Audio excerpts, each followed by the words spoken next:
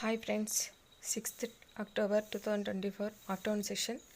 Bits compulsory తెలుసుకోవాల్సిన bits. వీటి నుండి ఖచ్చితంగా 1 మార్క్ లేదా బిట్స్కి సంబంధించిన టాపిక్స్ పైన అవగాహన వస్తుంది.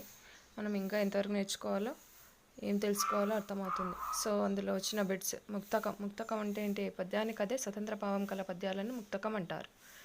ఎన్ఈబి 2020 లెవెల్స్ ఏ విధంగా ఉంటాయి? 5+3+3+4. టెక్స్ట్ అంటే ఏంటి? Text file document. హైపోగ్లైసిమా అంటే ఏంటి? డిసబిలిటీకి సంబంధించి deficiency of glucose in the blood stream. Blood లోపల ఉండే గ్లూకోజ్ డెఫిషియన్సీని హైపోగ్లైకోసిమా అంటారు. పరిశీలన పద్ధతి యొక్క ఫస్ట్ దశ ఏంటి? ప్రయోగం లక్ష్యాన్ని, పరిశోధన యొక్క లక్ష్యంను అర్థం చేసుకోవడం. అభ్యసనం నిర్వచనం ప్రీవియస్ బిట్లో కూడా వచ్చింది. 3 years బిలో ఏజ్ కంటే తక్కువ వయసులో ఏర్పడే భావనలు ఈ విధంగా ఉంటాయి. భావనలకు సంబంధించి 1 బిట్. గ్రెగర్ మెండల్కు సంబంధించిన 1 బిట్ వచ్చింది. అభ్యసన వక్రరేఖలు ప్రారంభ స్ఫూర్తి, పీఠభూమి దశ, చాంచల్య దశ. సో వీటికి సంబంధించి 1 బిట్ వచ్చింది. కుంభాకార, పుటాకార, మిశ్రమ వక్రరేఖ, అభ్యసన వక్రరేఖల గురించి. క్లినికల్ మెథడ్ను ప్రవేశపెట్టింది ఎవరు?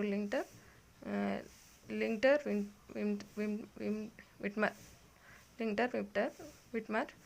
సైకోమోటార్ డొమైన్కి సంబంధించి లేనిది ఏది అని అడిగాడు. అనుకరణ, హస్తలాగం, సహిష్ణుత్వం, సహజీకరణం ఇందులో ఉండే అంశాలు సైకోమోటార్ డొమైన్లో.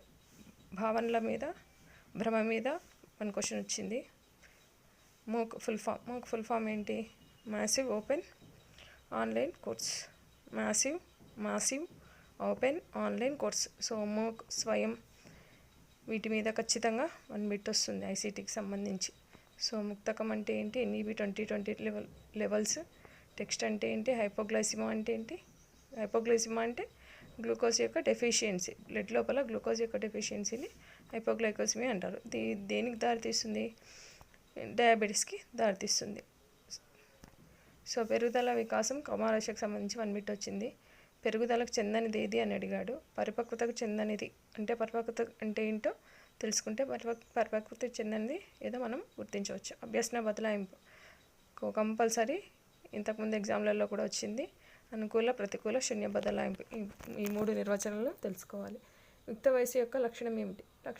హార్మోన్లో అసమతుల్యత అంటే తేడాలు, సొంత నిర్ణయాలు, సొంత పనులు తమకు తామే చేసుకోవడం.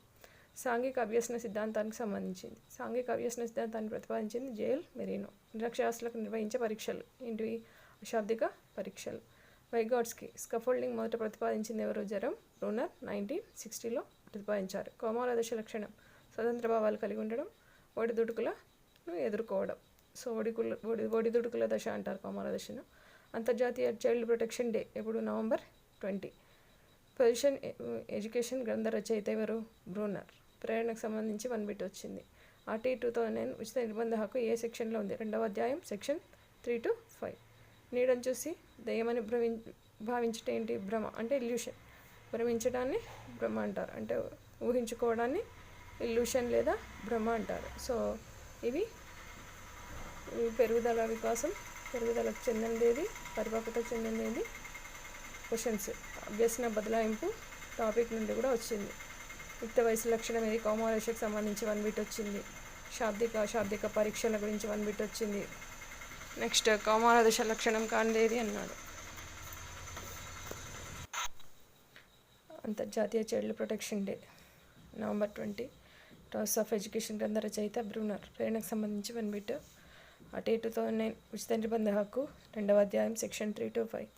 వీటిని చూసి భయపడడం అనేది భ్రమకు సంబంధించింది. బంధువుల ప్రకారం అనుకరణ అభ్యసనంలో మొదటి సోపానం ఏంటి? అవధానం. చెంపకమాల పద్యంలో జగణాలు ఎన్ని ఉంటాయి? 16 ఉంటాయి. సో ప్రీవియస్ బిట్ కూడా ప్రీవియస్ ఎగ్జామ్లో వచ్చింది.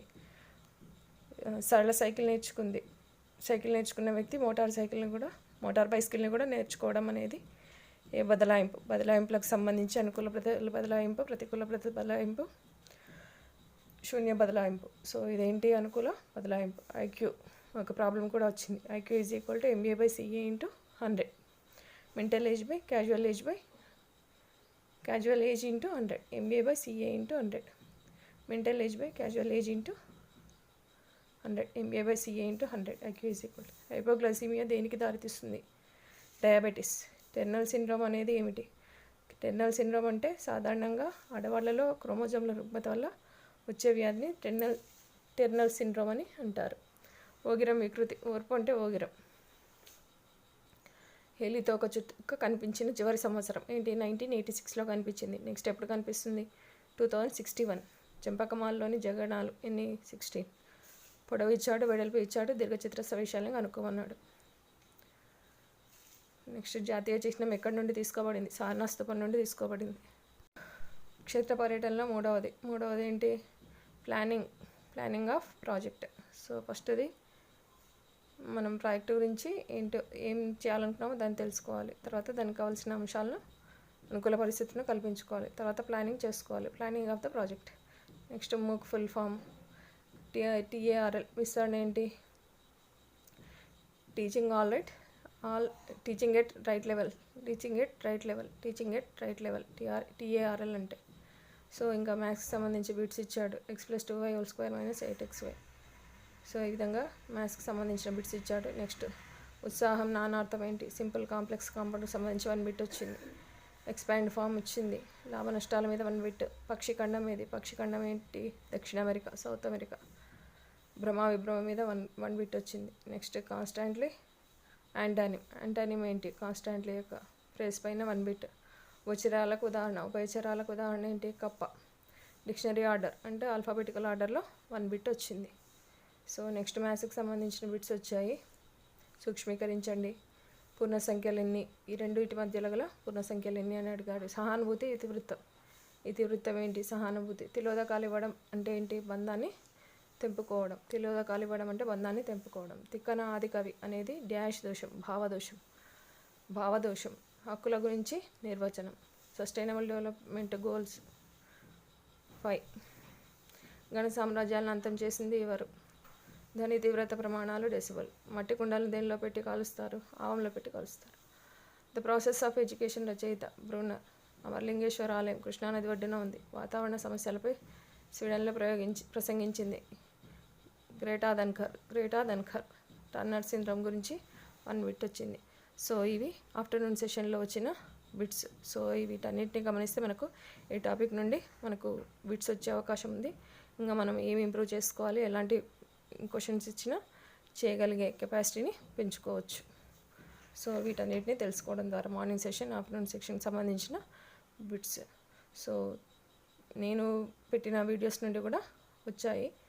సో మీకు నా వీడియో నచ్చినట్టయితే సబ్స్క్రైబ్ చేయండి, లైక్ చేయండి. Thank you friends.